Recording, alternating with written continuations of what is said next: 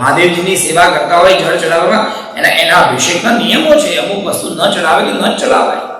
સકામ બધી જ સેવામાં ત્યાં કેટલાક માતાજીની પૂજામાં સેવામાં આ નીતિ નિયમો શુદ્ધતા પવિત્રનું બહુ ધ્યાન રાખવું પડે.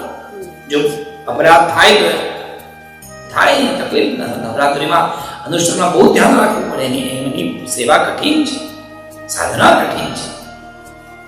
પણ કૃષ્ણ એક તત્વ એવું છે એની ભક્તિના કોઈ તમે કોઈ પણ નિયમ કહો વેદ પુરાણ પ્રમાણે શાસ્ત્ર પ્રમાણે એ બધા નિયમો તૂટેલા દેખાય છે. કૃષ્ણ ભગવાન રીંગણ ન ખાય પણ એવા ભક્ત થાય કે એમને રીંગણ ખવડાવે.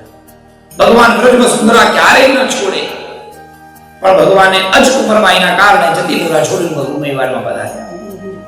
બધા જ નિયમો ભગવાન ખીચડી ન ખાય, કર્માબાઈ ખીચડી ખવડાય, જલારામ બાબાએ ખીચડી ખવડાય, એને તો ખાધી છે.